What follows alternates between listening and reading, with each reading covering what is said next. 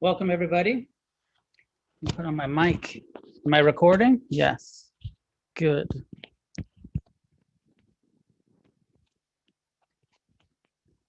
Anybody here for the first time tonight? Welcome to you. Welcome to anybody who's new at home.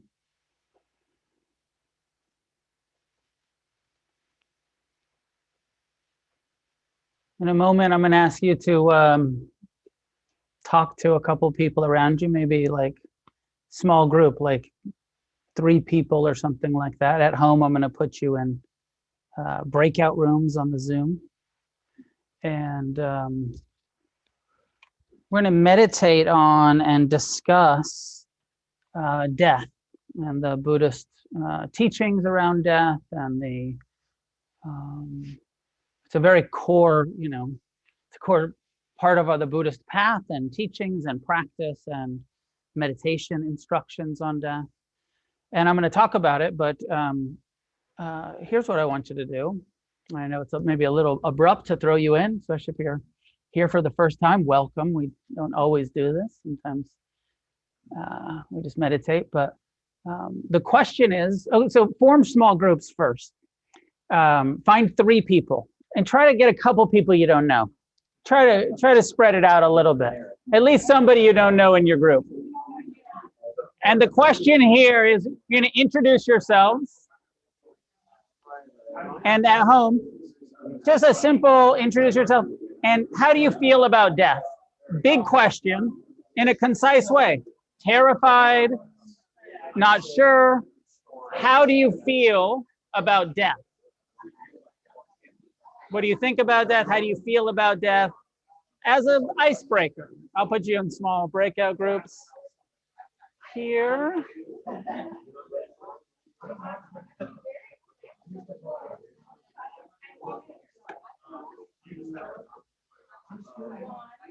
Okay, go for it.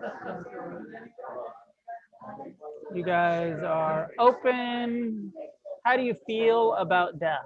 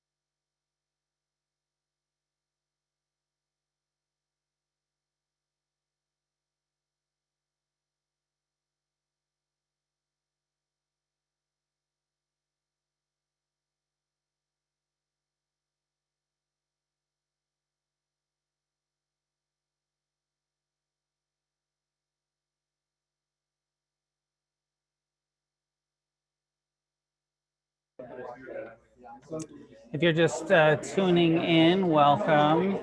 Everybody's in breakout groups, and we'll all come back in just a minute, so just hang.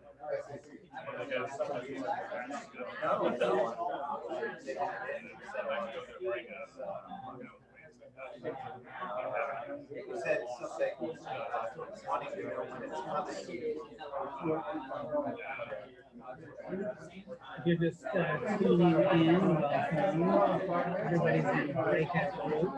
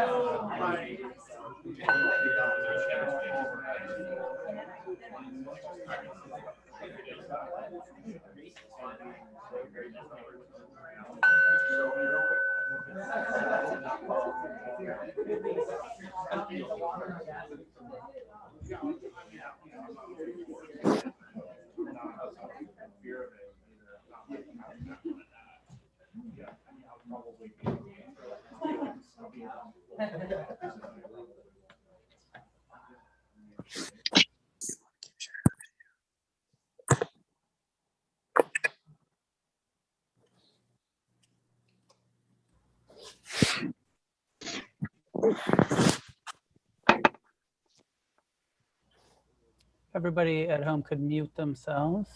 Looks like a lot of folks are unmuted, probably from the small breakout groups.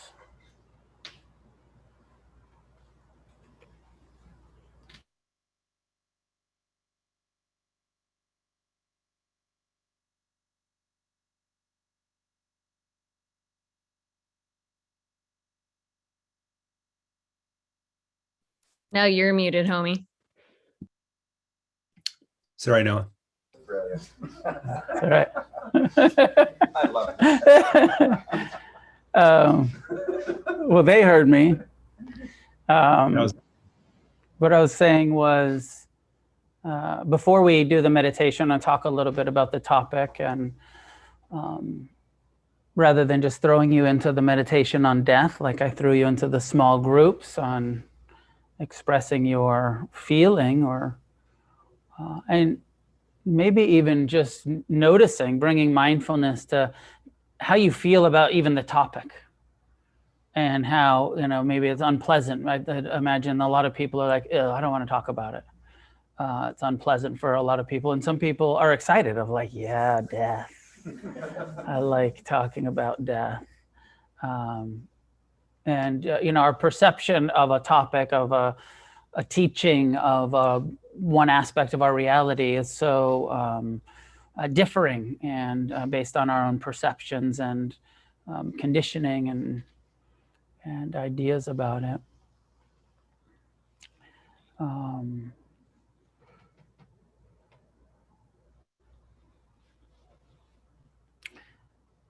One of the core insights of Buddhism, core teachings of the Buddha, it's called a liberating insight, is that of anicca, which translates as impermanence.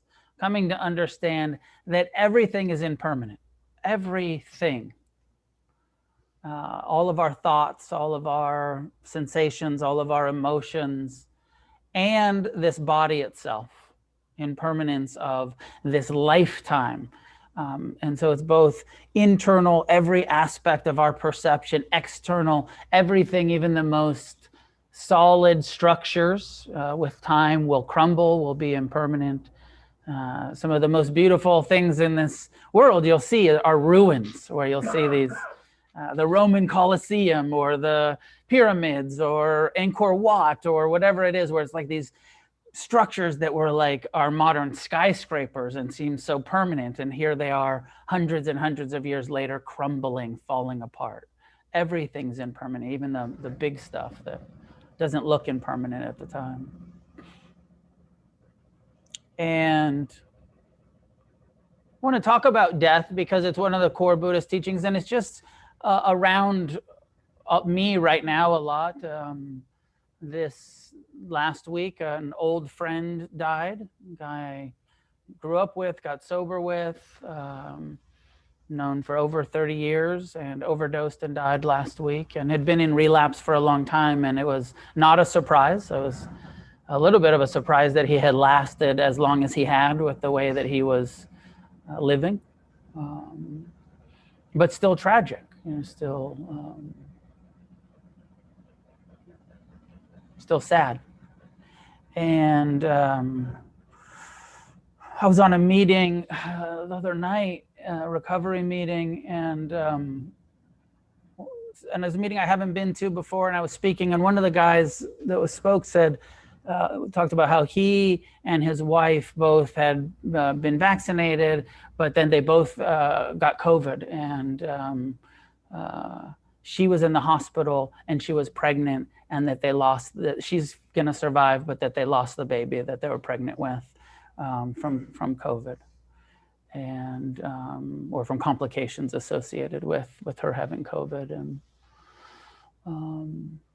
you know, so like kind of dying before you're even born, you know, having a life. And then this morning I woke up, and I think today is really, I woke up and the first communication I got when I woke up this morning was from a friend who was informing me that she was on the phone with someone, a mutual friend who died last night, and who went in for a routine, fairly routine ankle surgery, foot surgery, and then died of an embolism after the surgery, like getting your foot fixed, and then died, getting their foot fixed. And so it's just it's always around, right? Death is always around, and then sometimes it like comes in threes, like this. They kind of got these three, and the Buddha, part of the Buddhist kind of story mythology, is that it was finding out about death that led him to seek enlightenment. He called it one of the heavenly messengers. That for, I don't want to go too far into this story, but as the story goes, that the Buddha's parents, Siddhartha's parents, had tried to hide death from him and protect him. And as a child, and maybe you get this as a child, you know, as parents, I get this a little bit as a parent, where you're not too quick to, like, you know, you want to protect your children. You want to create a sort of healthy illusion of safety for them. But his parents went to this extreme where they were like, you know, and his parents were royalty. And so they said, you know, when we're going out into town, clear away all the old people and all of the sick people. We don't want Siddhartha to ever see anybody that's elderly or sick. We want him to only see young, healthy people, so that we can maintain that delusion that like people are like healthy and that life is safe. And then at one point in Siddhartha's life, when he was like in his 20s, he escaped without the kind of royal retinue, or what, you know, without the people clearing the streets, and he ran into an old person, and he saw a corpse for the first time in his life in his 20s. And could you imagine making it all the way to your 20s and not knowing about death? And it was shocking to him, and he already felt like a core sense of dissatisfaction.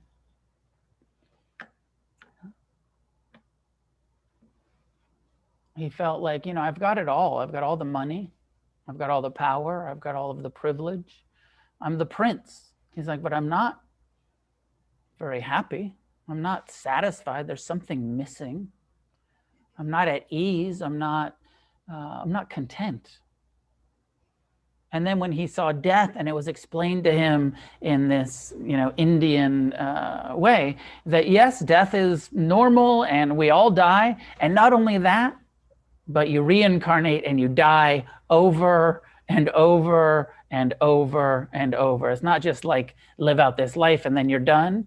It's you're going to die. You're going to be reborn and die again. You're going to be reborn and be subject to sickness and aging and death over and over. And so as part of that, like, he's like, there's no end to it. And the Hindu, Brahmanic, Vedic, Indian view was like, no, this is just a sort of eternal cycle. You keep coming back. You keep coming back, and you can improve your incarnations, and you can be, kind of get to like where you're having kind of good incarnations over and over, but you still have to incarnate and then have sickness and aging and death every time. It was part of the Buddha's inspiration, Siddhartha, where he said, I want to find, is there a way to end this cycle? Is there anything that is deathless? Is there anything within us that isn't subject to rebirth? And that was part of his search for awakening.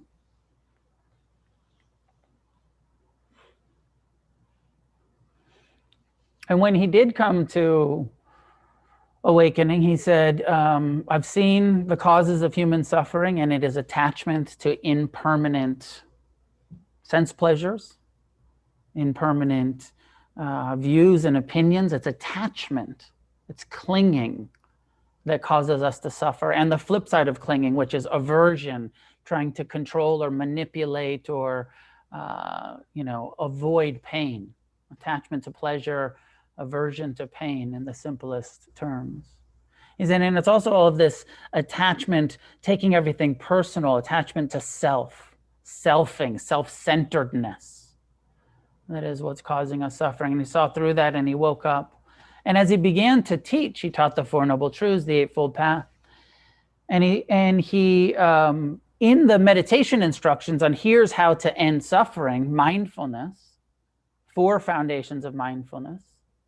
In the first foundation, he said, be mindful of this body. You will understand impermanence directly. Pay attention to your breath as we do. Mindfulness of the breath. Pay attention to the impermanent nature of the breath coming and going. Pay attention to this body as the 4 elements. You'll be mindful of the earth and air and fluid water and heat, temperature, and the impermanent nature of those elements, how they're arising and changing. And sometimes there's less heat, right? Temperature. Sometimes you're cold, sometimes you're hot. Sometimes you're feeling more solid, sometimes you're feeling more spacious. I said, look at this body, bring mindfulness to your body and see that it's a whole bunch of parts. He made a list of 32 parts. He said this physical form, there's 32 parts. Now, if you know anatomy, you know that it's only a partial anatomy list. There's more than 32 parts of the body, but he said there's skin and hair and there's teeth and there's nails and there's bones, and then he named a bunch of the organs and lungs and liver and and then there's there's intestines and there's bowels and there's blood, kind of meditating on the body and all of its parts and the anatomy, the physical form. And then in the instructions, the way that it's translated and offered, he says, now that you're mindful in your body of the impermanent nature of breath, of sensation, of the 4 elements, of the 32 parts, now meditate on the body itself as subject to impermanence, to death, to decay. And turn towards it and really become intimate with your own impermanence, with your own death, the reality that this body that's so much alive, each breath, is telling us, I'm still alive, I'm breathing. Eventually we'll stop breathing. And that's not maybe, it's not if, it's when, of course. It's death is certain. The time of death, when we're going to die, how we're going to die is uncertain.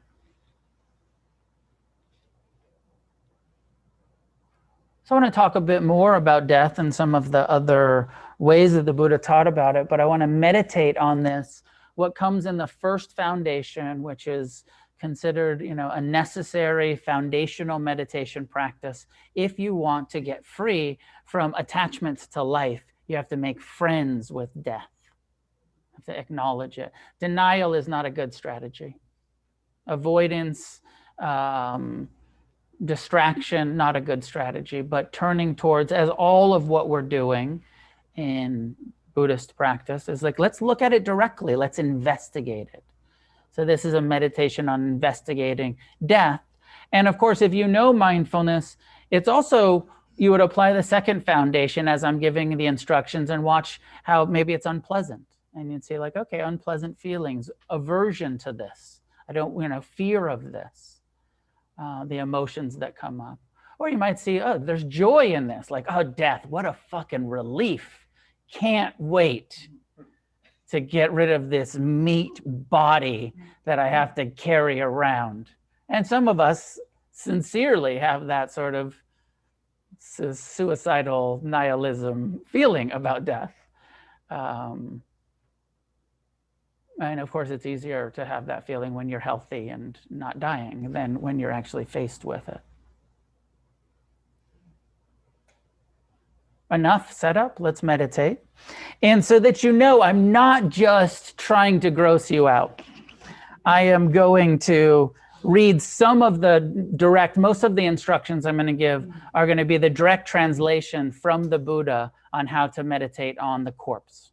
Sometimes it's called a cemetery meditation. Charnel ground cemetery.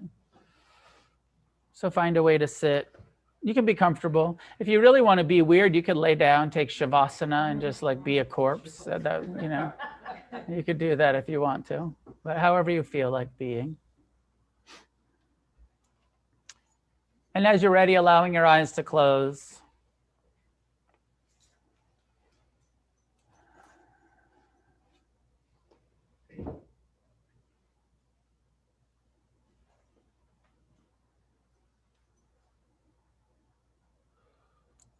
Settling in for the first few minutes just into present time awareness, mindfulness of the breath.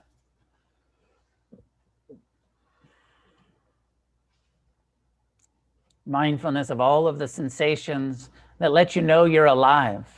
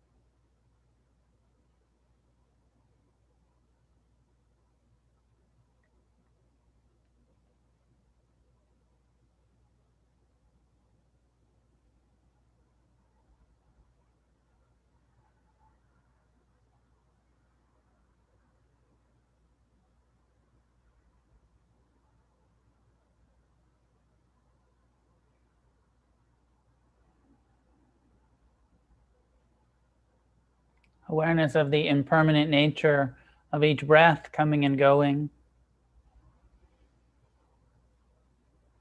And even as your mind wanders in thoughts, plans, memories, fears, worries, even those thoughts are impermanent, arising, passing through the mind.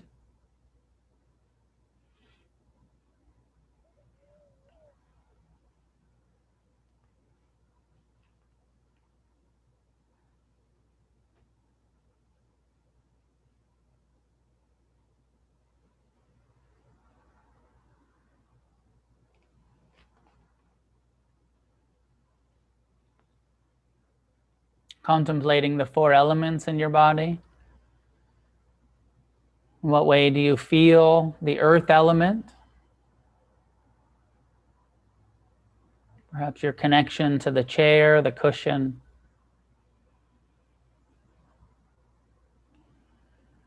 Awareness of the bones, the skeleton of this body.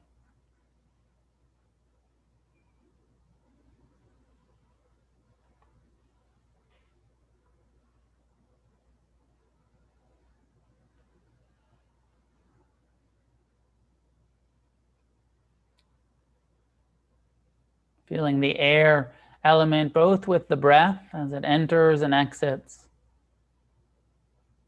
as it oxygenates the body, the blood that's pumping through the heart, the veins and arteries, to every part of your body.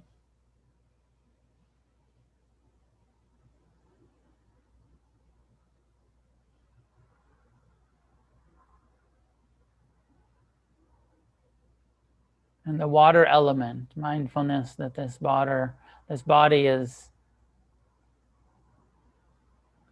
a majority water. Almost 3/4 of our body is fluid.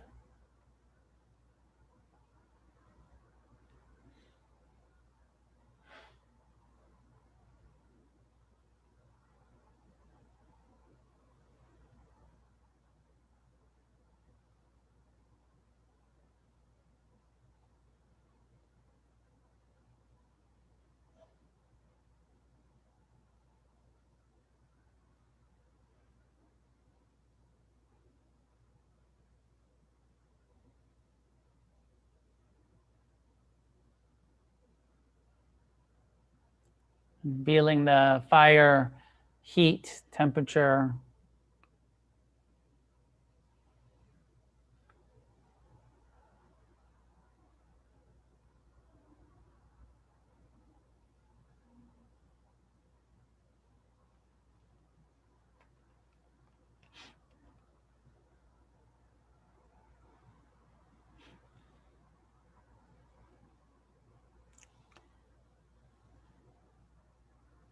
And the Buddha says, and further, just as if you were looking at a corpse thrown on a charnel ground, 1 or 2 or 3 days dead, swollen up, blue-black in color, full of corruption, so one regards one's own body. This body of mine also has this nature, has this destiny, and cannot escape it. Just as if you were looking at a corpse laying out in the open, 1, 2, or 3 days dead, swollen up, blue-black in color. One regards our own body, this body of mine, also has this nature, has this destiny, and cannot escape it. Spending a couple minutes with this visualization of the corpse, lifeless, no longer having the fire, the heat element, no longer having the air element, not breathing, not warm.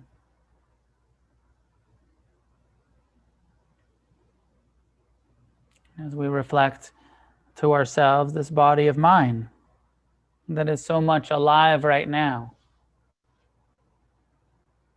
has this nature, has this destiny, and cannot escape it.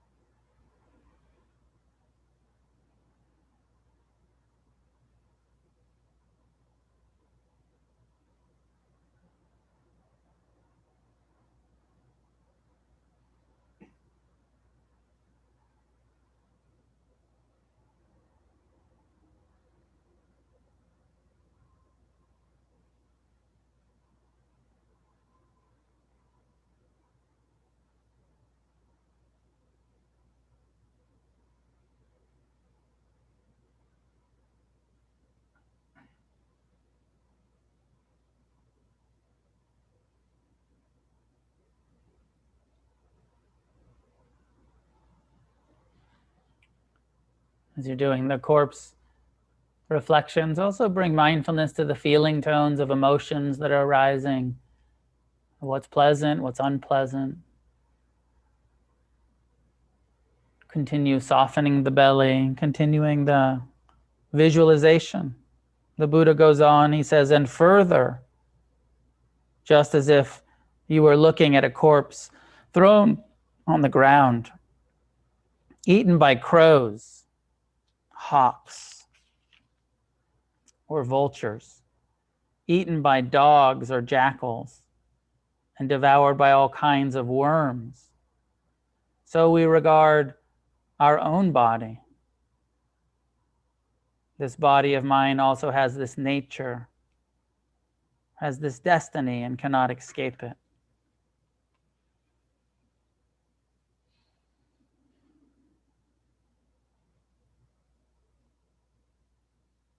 Eaten by vultures and jackals and dogs and worms.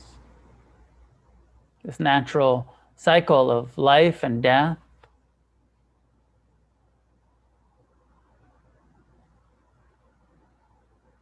Decay.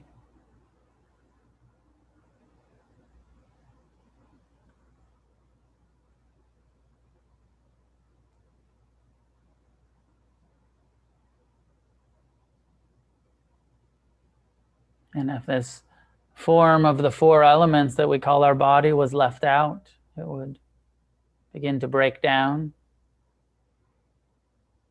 and likely be consumed by other living beings.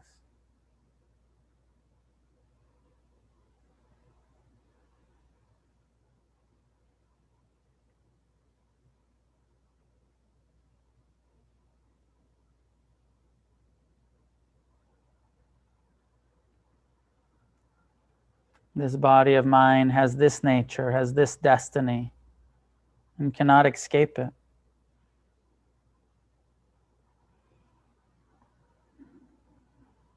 And further, just as if you were looking at a corpse thrown on eternal ground, just a framework of bones, flesh hanging from it, bespattered with blood, held together by the sinews.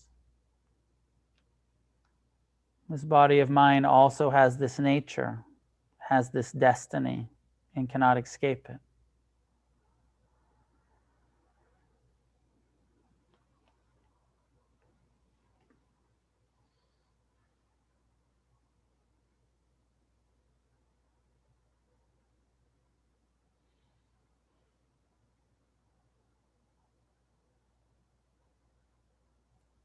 As the elements leave, no more water, no more heat, and even the earth element starts to break down.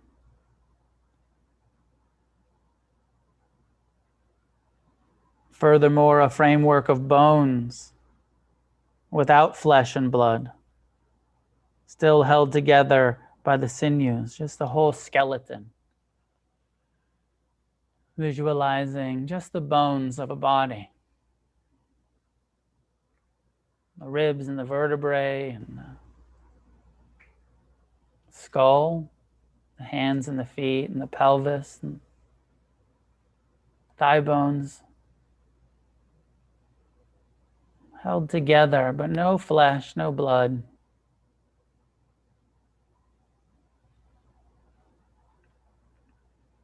This body of mine that also has this nature, has this destiny, and cannot escape it.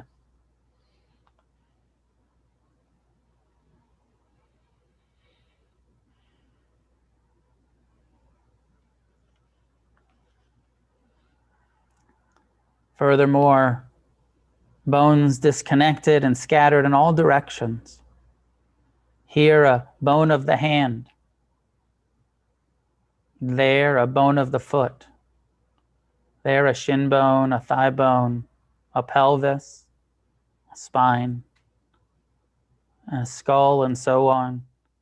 So we regard our own body, this body of mine, also has this nature, has this destiny, and cannot escape it.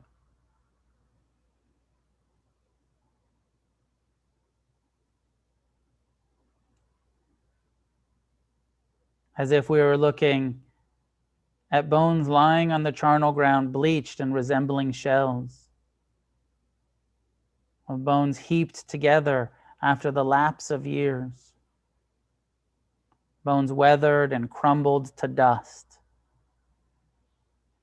And so we regard our own body, this body of mine, has this nature, has this destiny, and cannot escape it.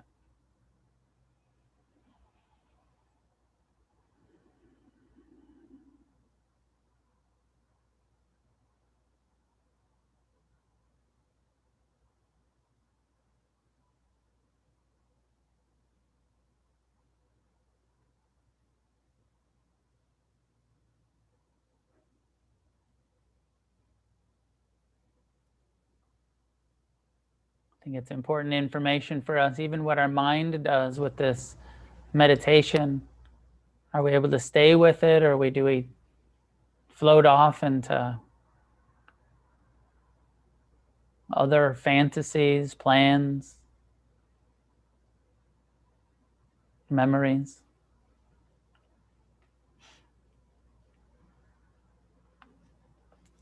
Thus, we dwell in contemplation of the body, either regarding our own person or other people, or both. We understand how the body arises, how it passes away. The arising and passing away of the body. A body is here. This is clear awareness, and to the extent necessary for knowledge and mindfulness. And one lives independent, unattached to anything of the world. Thus does the meditator dwell in contemplation of the body.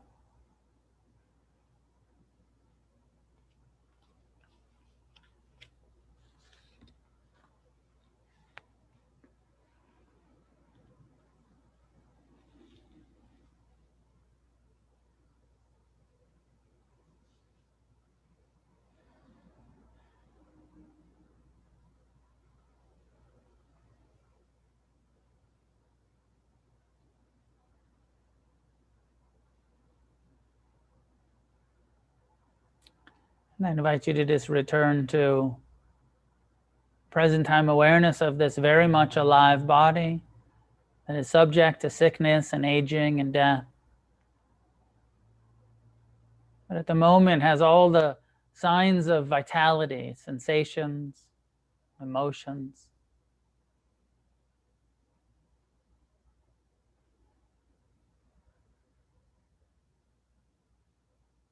And appreciate each breath. Let this reflection on death lead towards a feeling of preciousness, of appreciation.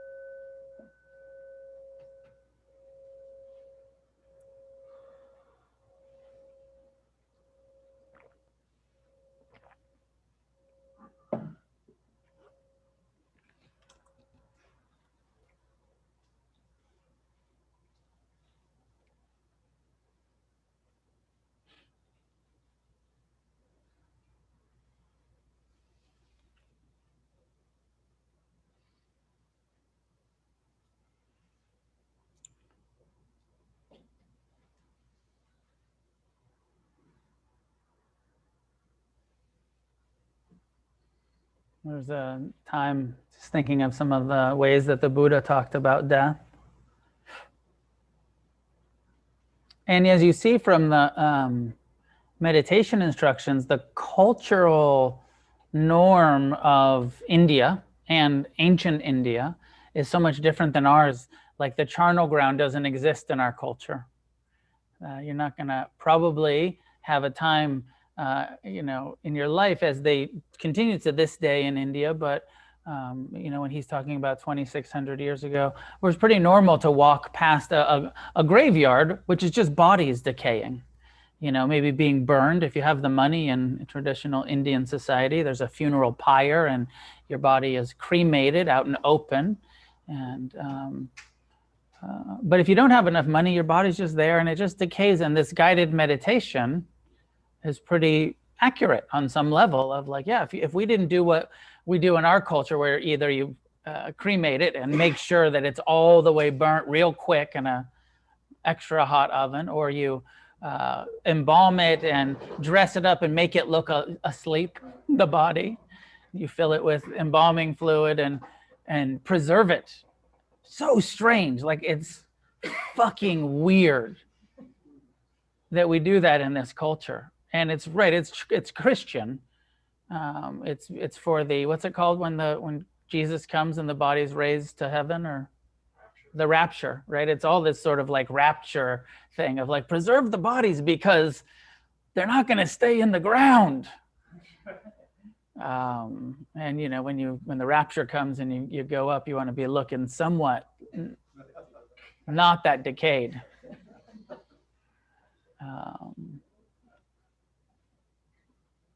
But the cultural norm of seeing death and death being out in the open and bodies, the impermanence of the body and the decay and that images of like, yeah, and the dogs are going to eat the body and the jackals and the worm and the birds and the ravens and the which to us, like, it's kind of, I think in our culture it's like, oh, that's kind of gross, like reality, because we've denied it. We've pushed it, so we've sanitized it and hidden it and dressed it up and put it in airtight boxes and lowered it in a ceremonial grandma's going to heaven thing that our culture has done. And it leads to more and more personal denial rather than what the Buddha's encouraging us to, which is like stop avoiding it, turn towards it, reflect on it, meditate on it. I am not exempt from this reality. And even when we do those airtight caskets with embalming fluid, it just protects you for another 100 years or something, and then the worms get you anyways. But if the rapture doesn't come in the next 50 years, you're fucked. Your body's worm food.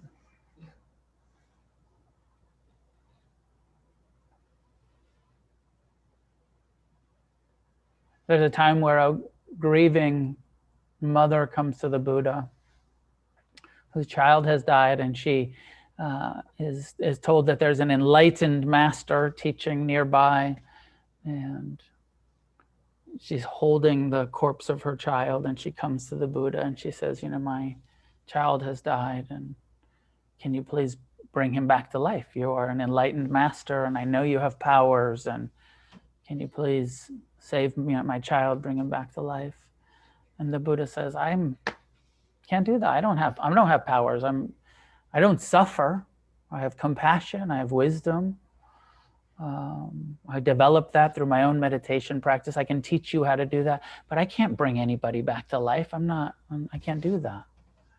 And she says, please, please, I know you can. I know you can. And she won't take no for an answer, and kind of that, out of your mind. If you can just imagine as a parent or not a parent, just the kind of mind-breaking grief of losing a child. And he finally says to her, he says, go into town and go door to door and find a home in town that has not known any death. Find a home that hasn't had a child die or a parent die or a grandparent die. And from that home that hasn't known any death, get a mustard seed and then bring that mustard seed back to me and I'll bring your child back to life. And so she, it's just this sort of teaching story when she goes to town and every door, nope, we've known death. Grandma's died. Our fathers died. We also lost a child. And, through that process, she wakes up to like, oh, this is everyone, every single person that I've talked to has known death. Not necessarily the tragedy of a child, but of death. Everyone's known death. Nobody doesn't face loss and death and grief. And she returns to the Buddha and says, thank you for the teaching. Even though it feels so much more, I feel like this, so much more tragic when a young person dies than an old person. Old people dying feels natural, feels normal.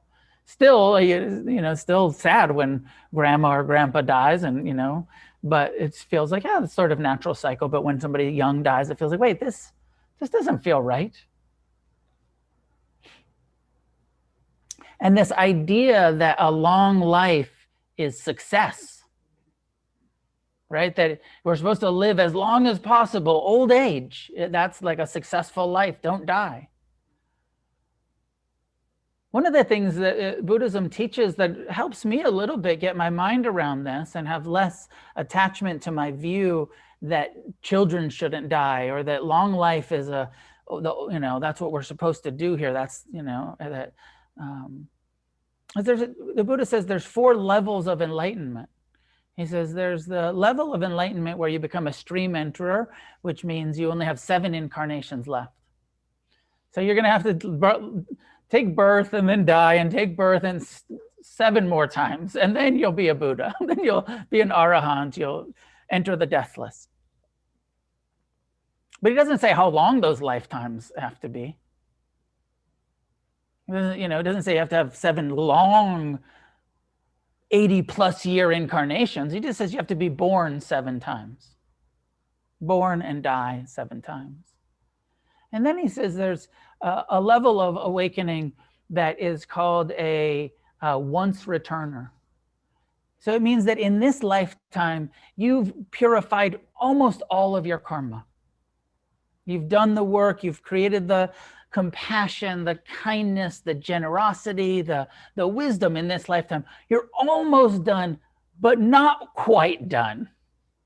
You got a little bit of karma left to purify. So you got to return 1 time, once returner. You got to come back and you got to do 1 more incarnation.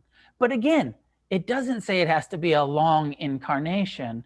And our idea, I don't know if you do, maybe it's mine, but I feel like there's a cultural idea that long life is success and that a short life is failure. Now, I feel like part of what's being said here is that maybe actually you live as long as the karma that you need to burn off.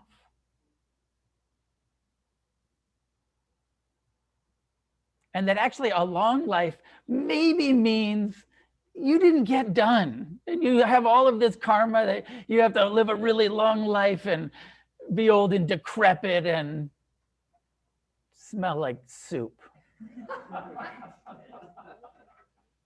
As though that's success rather than like maybe, and I'm talking a little bit of shit here, but maybe like us just reflecting on our conditioning that long life is the goal. And that, because we all know death is natural and the body only, can live only so long. But our idea that dying young is tragic or in the middle or, so young. My friend that died was in his 50s, like, seems like pretty old to me, on some level. But being in my 50s myself, I'm like, so young. And then this whole like life expectancy, like our life expectancy 100 years ago was like 50. Like you weren't going to live more than 50 years, most likely, 60 maybe. And now it's like 70, 80. And if it's below the life expectancy, it's like, oh, what, failure of Western medicine. Failure. They died in their 50s. They died in their 40s or 20s or 30s. So there's that once returner. And so I'm a little skeptical of my own interpretation here because it comforts me that maybe people who die young only had that much karma to burn off. So it might be true, but also I'm skeptical of anything that comforts me, especially the religious or spiritual teachings that feel a little too, oh, that feels better. That helps me make sense of death. Rather than, I feel like a lot of what we're being asked to do in the Dharma is to actually allow the carpet to be pulled out and to feel a bit insecure and not know and not be so comfortable around it.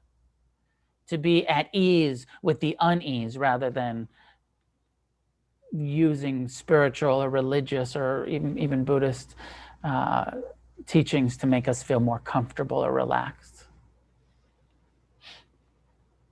Even the stuff around reincarnation, I don't know, some of you like it, right? Like, yeah, that's comforting. You don't really die. That's partly what's being said there. Your body dies, but you don't really die. You continue.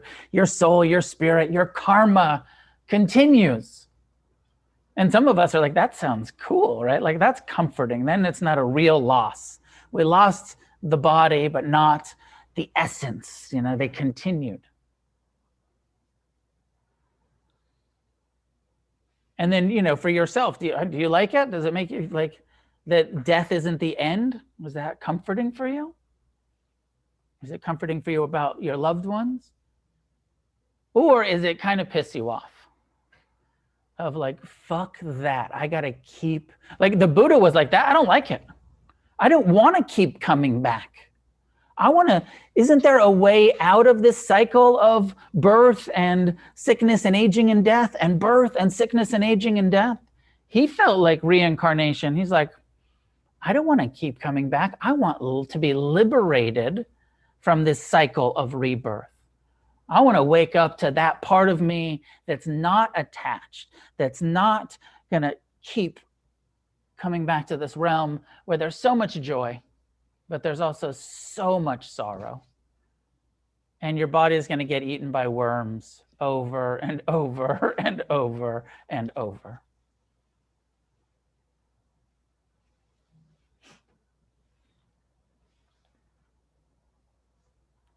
The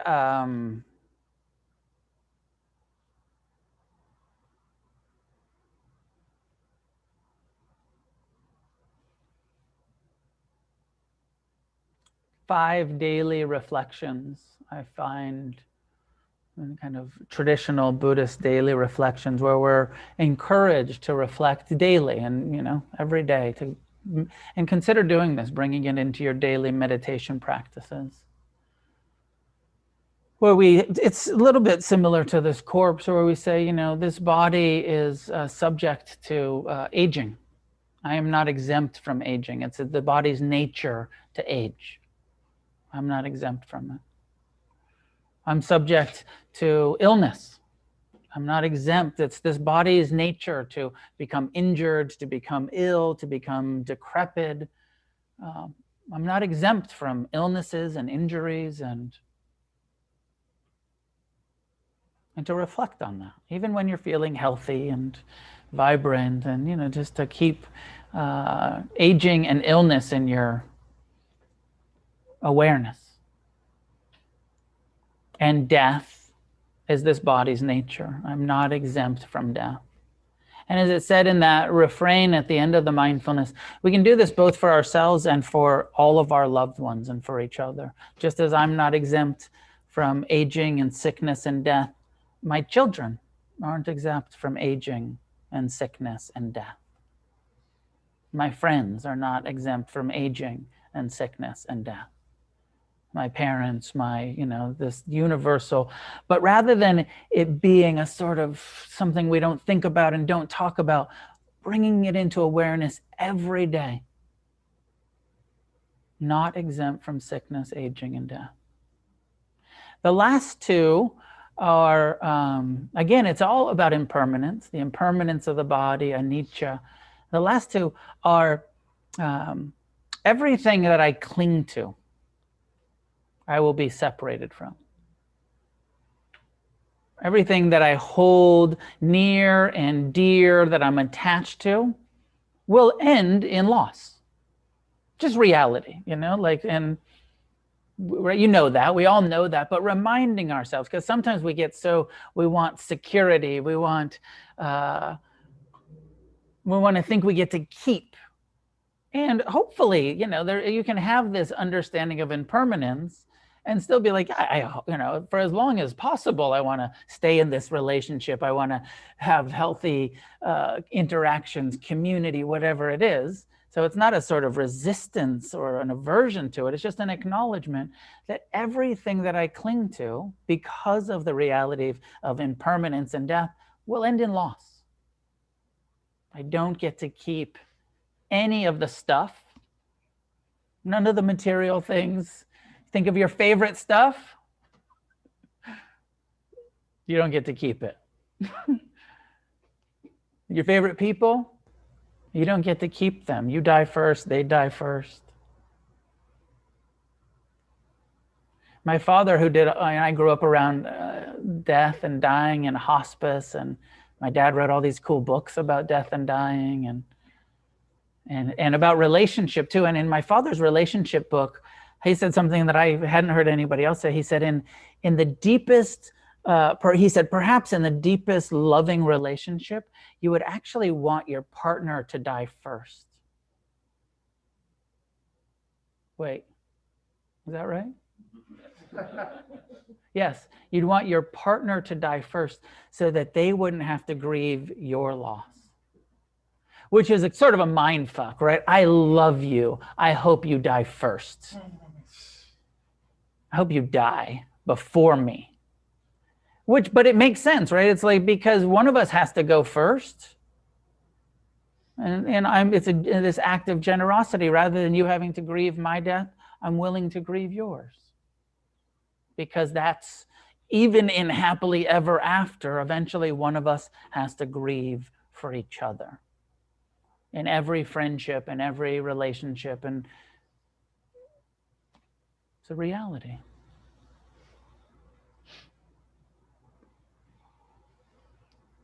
The last reflection, so sickness, aging, death, loss.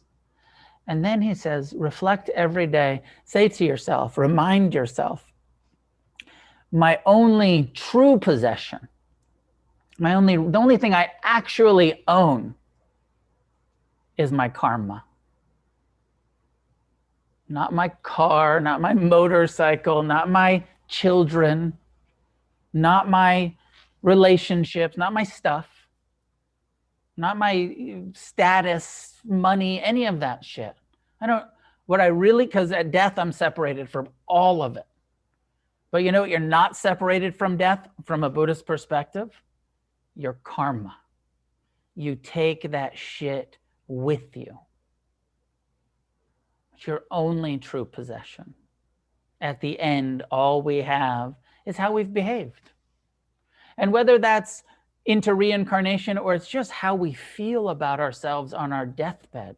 How did I show up? How much integrity did I have in this lifetime? How kind was I? How generous? How compassionate? How friendly? How loving was I in this lifetime? That's your karma.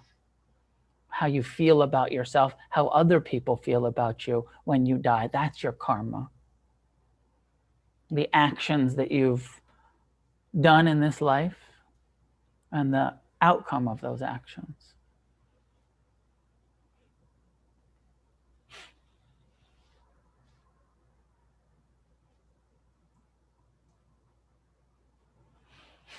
Somebody asked me earlier if I believed in reincarnation. And I said, I'm a little agnostic about it. The Buddha believed in it. He taught it. I'm a little bit of a rationalist and practical. I love Buddhism because it's so practical. Mindfulness works like this. I've experienced it directly. Forgiveness, compassion, generosity, like understanding impermanence, like it all, like it's so practical. It's why I like Buddhism. And then we start to talk about death and reincarnation. And I'm like, I don't fucking know because I don't remember experiencing it yet. So, but where I land in the, not atheist, right? There's some people that just say, I don't believe it. One of my teachers, Stephen Batchelor, after like 40 years practicing Buddhism, he said, I'm just an atheist about reincarnation. I don't believe it. Set it aside. Okay, for me, I feel more like agnostic. Like, I don't know if that's true or not, but what I do have is a tremendous amount of faith and verified faith in what the Buddha hasn't steered me wrong yet. He was right about the rest of this Four Noble Truths and Eightfold Path and how it's going to play out in my life and in our lives. And he said also death isn't the end and that there's a cycle here of rebirth and that you might have 7 lifetimes or you might have 1 lifetime or you might finish in this lifetime. And so I land in a kind of agnostic stance around it personally rather than deciding I know better than him or that I think what Batchelor did was he just decided to make it so that the Buddha didn't really say that. That was the shit that other people said after the Buddha, or it was the Hindu shit that snuck its way back into Buddhism. Or my sense is that it seems pretty clear that it's what the Buddha taught. I'm also open to the Buddha being wrong. But there's that thing, I forget the name of it, where whether it's true or it's not true, it won't really change. It doesn't actually matter. And you get to look at that for yourself. Would you live your life any differently if there was reincarnation for sure? Like if you had total proof, would you live your life differently than you are? If you know for sure that you have a karma savings and loan account, and if you're overdrawn, you come back. And if you have if you have any balance, if you're not purified, if you haven't balanced your karma checkbook, would you live your life differently? Would you do more service? Would you do more forgiveness? Or the flip side, if you knew for sure that's it, lights out this lifetime, no afterlife, no reincarnation, worm food only, would you live your life any differently? Would you be less kind to people? Would you be less generous? Would you be more selfish or violent or, right? Like, hopefully we come to a place where it doesn't fucking matter. That we're living our life for the benefits that we're receiving now of being a good person. Not for some afterlife, not for some reincarnation, but for the practical benefits of what it's like to be kind and generous and compassionate and forgiving and to not suffer in this lifetime, whether there's something after or not. Some of my thoughts about death, I land a little bit more on the suicidal nihilist side of things myself and always have. Some of you know I've talked about, I had a kind of suicidal ideation from a young age and felt like death would be a relief. And I also believed in reincarnation.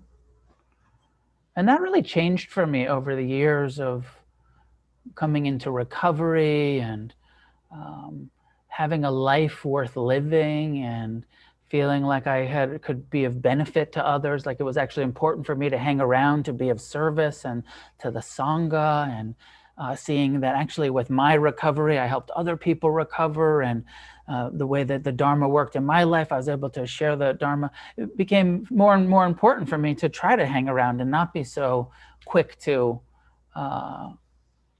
take refuge in the impermanence of life and death. And then especially when I had kids, as a parent, I feel like more attached to existence than I did before I was a parent. I still have some high risk, novelty seeking, dangerous behaviors. You know, I did jump out of an airplane with Jason on his birthday a couple weeks ago. And I was sort of thinking as I was jumping out of this airplane, what the fuck am I doing?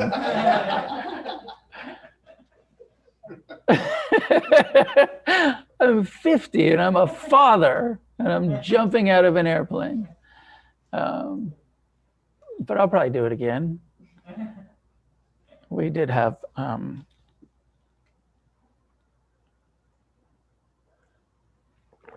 parachutes and everything.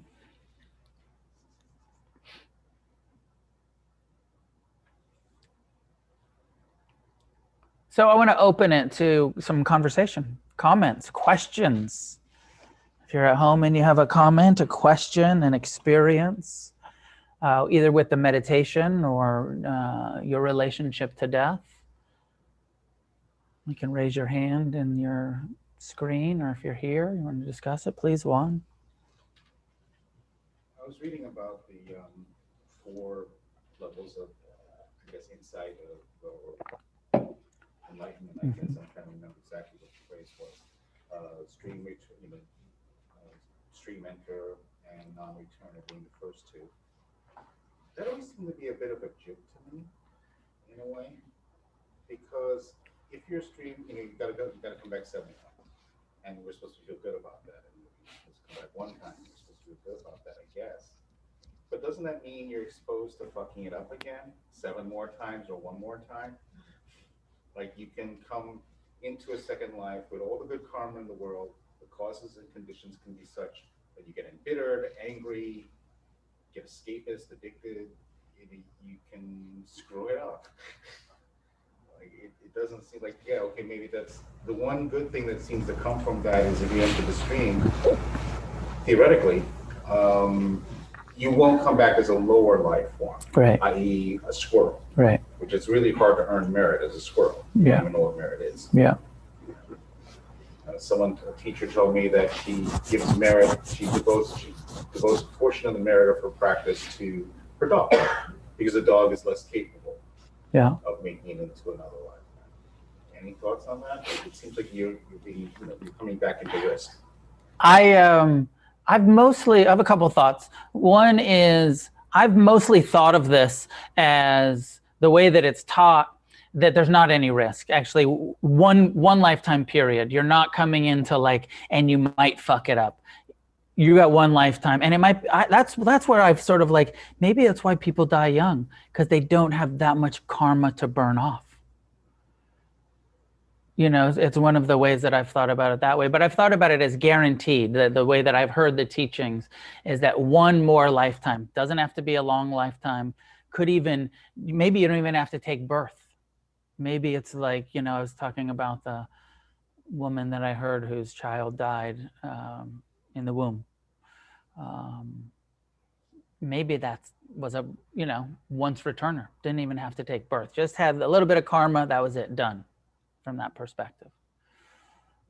The 7 incarnations, again, guaranteed within. And I don't think you have to do all 7, but that it's within. Now, I know that the traditional Buddhist view is that animals are a lower life form, but I'll tell you what, some of these dogs and cats, and we were at my friend Joe's the other day, and they had a baby squirrel that had fallen out of the tree, and they were bottle feeding it. And that's a pretty good fucking incarnation for some of these. Now, you can't say dogs are a great incarnation, because the domesticated American house dog might be having but in a lot of the world, in India and a lot of the rest of the world, it's a lot of suffering for a lot of the dogs that are street dogs, right? That aren't being pampered the way that most of us pamper our, dogs.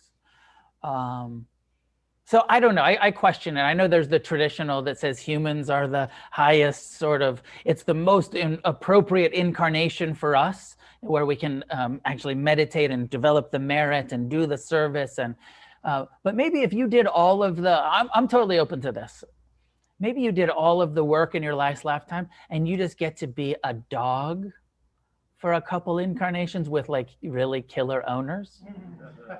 And they're just going to feed you and pet you and clean up your shit. Got to do like 5 incarnations as a dog. Not that bad. Depending on who your owner is, right? Depending on what, you know, kind of whose home you incarnate into. One other thing, when we talk about this, I'm trying to remember where it is. The trouble with maybe starting practice and starting to do the Dharma later in life is you don't remember things as well as you did as a kid. Sometimes I don't remember where I picked up something. But one of the things that's somewhere in the, and maybe it's a discussion of Brahma Viharas, or a discussion of mindfulness, how it works. We're supposed to get around the desire for existence and non-existence. That's a little confusing in terms of when we reflect on that. Any commentary on that? Clarification on that? Where I'm familiar with that is that when the Buddha is asked, what's nirvana? Yeah.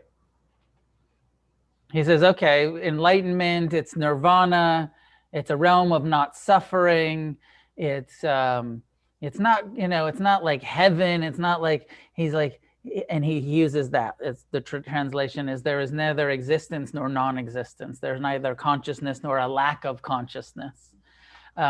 And my sense is that the Buddha is trying to break our attachment to a self that is going somewhere. And so he's saying it's neither you going to heaven nor you not going to heaven. It's neither existence nor not existence. And don't be attached and just sort of like trust the process. Know that what it is, it's the absence of suffering. But there's not necessarily a self that is not suffering, nor a lack of self that's not suffering.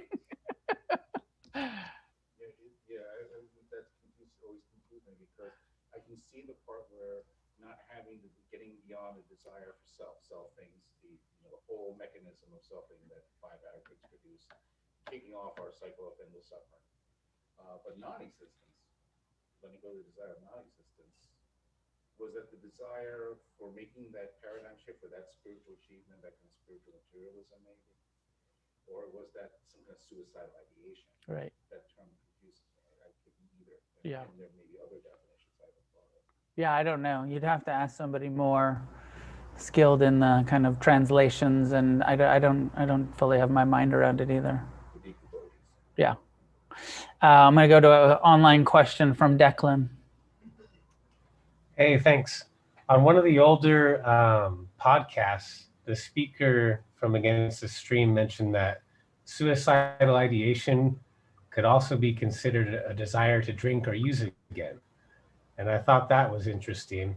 And I was curious if you could say anything else about the idea of accepting the suicidal ideation or letting go of it.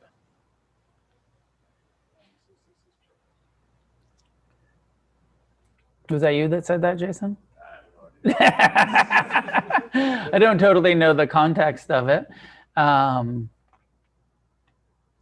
You know, because I've been suicidal most of my life and ideation, I just think it's sort of normal and sort of think, doesn't everybody's mind tell them like, you should kill yourself sometimes? And I guess not. I guess not. I don't know. I have a little bit of a suspicion that people are just in denial of the fact that their mind sometimes says, you know, you could just take a left off this bridge right now. I don't know. My mind has done that my whole life. So my experience, Declan, is to just accept it and to just see it like the rest of the bullshit that my mind does, which used to be tell me to drink and use and steal and lie and cheat and kill myself and just put it in that kind of Mara advice of my, confused mind and sort of accept it more than try to get rid of it. You know, I'd put the suicidal ideation firmly in the Mara category. And it's that part of our mind that's trying to sabotage our happiness, that's trying to kill us. Not everybody has it as, apparently, not everybody has it as suicidal ideation, but everybody has it as judgment and comparing and insecurity and craving. And to one extent or another, we all have it. And the Buddha said even enlightenment didn't get rid of it for him. He said, even when I was a fully awakened being, my mind kept attacking with doubt and with craving and with aversion. And he said, but I just understood that it wasn't personal. It's just part of what this human mind does. It judges and it craves. And he said, I see you, Mara. So suicidal ideation, craving for non-existence, whether that's the non-existence of the drink or the needle or the death, is craving for non-existence, and just put it in that kind of, it's normal to have that, but I certainly shouldn't obey it. I certainly shouldn't, let it push me in, take its bad advice. But say, oh, I see you, Mara, the saboteur of our own mind that we all have on one level or another. And sometimes it says you should kill yourself, and sometimes it says you should smoke a joint to not exist in this way right now.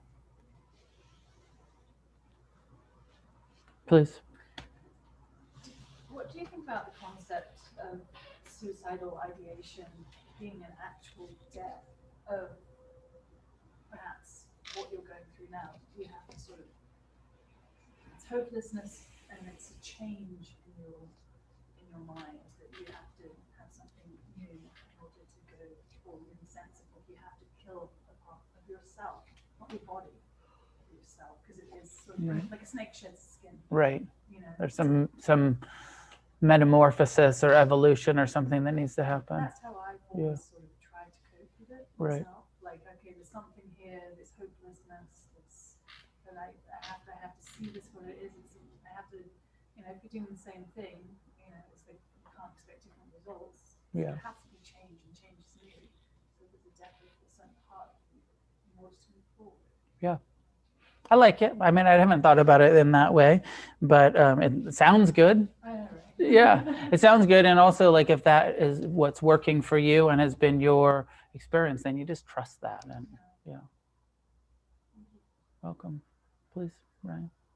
I thought it was really interesting when you were doing the meditation and guided, like when it got very graphic and how like my mind just threw up a smoke screen to like avert me from the truth, like from reality. Like it was almost like I was thinking of like when you fall and there's bumpers, like it won't, it like was.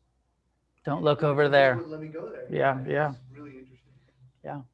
And when I was talking about the hindrances, I think it was last week, where where the mind like will put you to sleep. Was that last week that I talked about the hindrances? I think you were here, right? And like the poppy fields, where it's like, oh, I don't want to look at this. I'm just drowsy, or just often some story about the pretty natural. Again, part of that Mara saboteur, that part of us is like, oh, I don't want to see the truth. I'd rather be comfortable than awake. And that's a big decision, like, that the Dharma is asking us to make. Like, if you want to be comfortable, you're in the wrong tradition. Like, we're looking at death, we're looking at impermanence, we're looking at the shit that's going to make you so uncomfortable that then you'll get to the place where nothing can make you uncomfortable because you've faced it all. And you'll be at ease with everything. The other avoidance, let's turn away from it, let's pretend, then there's a whole bunch of shit that you're going to be uncomfortable in this situation and that situation, and not only have the normal grief of loss when loved ones, friends die, but that extra neurotic grief of it shouldn't be this way, rather than the acceptance of like, yep, death is natural and normal and tragic and sad and worthy of grieving, but not that extra lever of I'm going to destroy my life about it.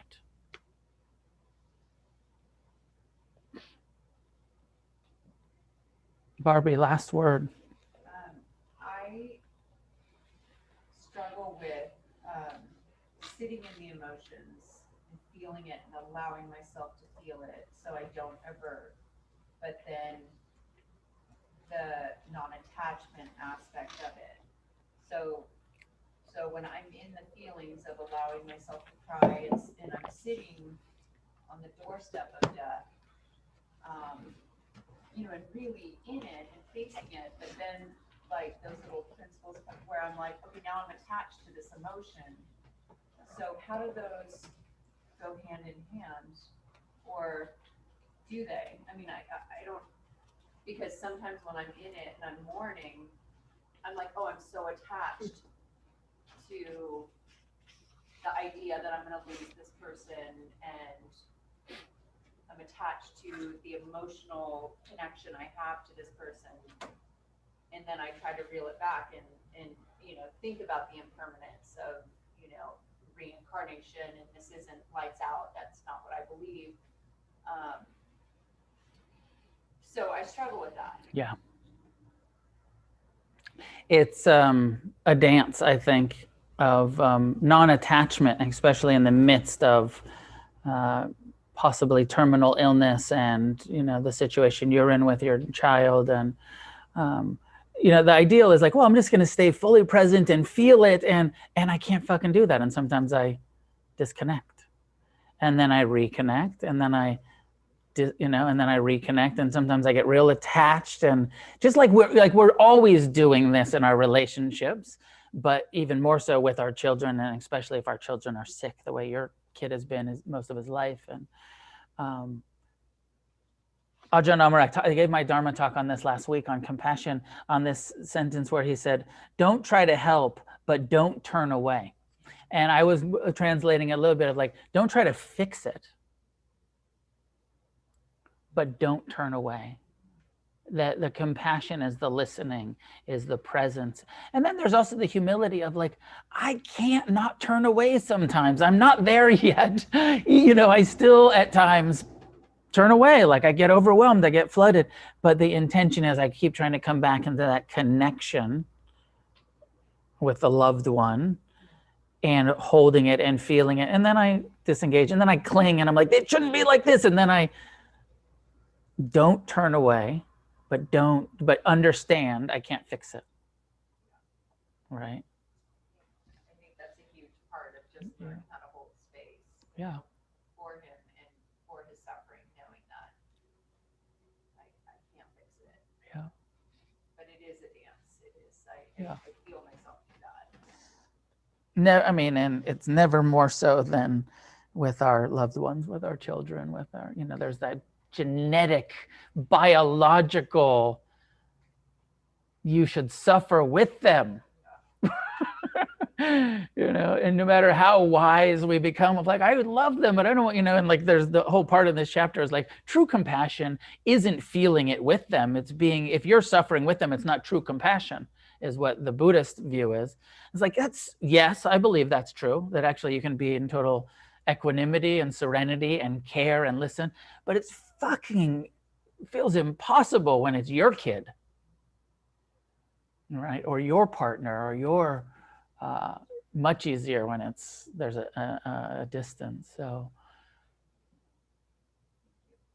I had a friend, mutual friend of Juan and I's, Melissa. I don't know if she's told you this story, but Melissa, who's a meditation teacher, was a very serious meditator and going to Burma and doing long retreats with this Burmese monk that was like her teacher. And then at one point in her 30s or whatever, she came to her teacher, and I'd known her already. And she went to her teacher and she said, "I'm having a baby."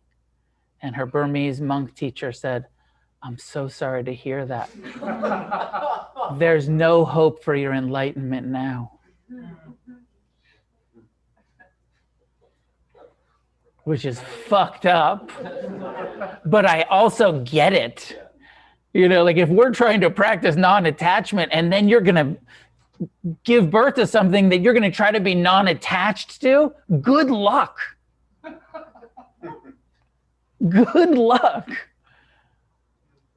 I don't know if the Buddha really did this or not, but the Buddhist tradition records that the Buddha's son is named Rahula.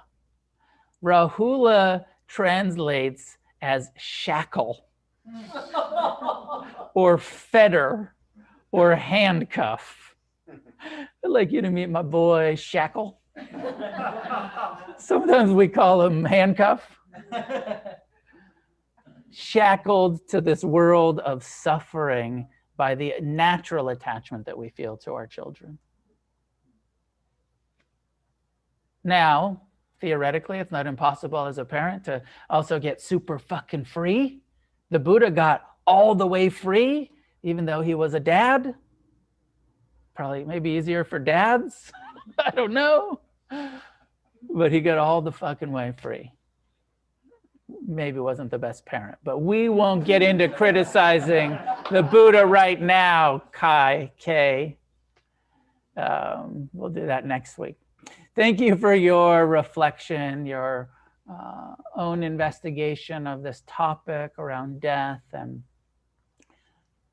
I encourage the 5 recollections. Just, and if you don't have them, Google it. You'll find a whole bunch of 5 daily reflections and look at them. I'm not exempt from sickness. I'm not exempt from aging. I'm not exempt from death. Everything that I cling to, I'll lose. Remind yourself that. And my actions are my only true possession. Karma is the only thing I actually own in this life. Class is done by donation. Against the Stream is a non-profit organization supported by the generosity of the people who attend both online and in person. Our rent here is $3,500 a month. So your donations pay the rent. Please help me pay the rent. I was paying the rent by myself for a long time in this space. And the last few months, we've kind of crossed the line to where the Sangha is actually paying the rent. I'm not paying it myself anymore. So I hope that will continue with your generosity. Consider becoming a monthly supporter of giving $50 or $100 a month to the organization if you can. It is tax deductible if that's important to you. And if you're just here for a drop-in class, we suggest $15 or $20 when you drop into class. But everyone's welcome. Even if you don't have anything to offer, you're still welcome here.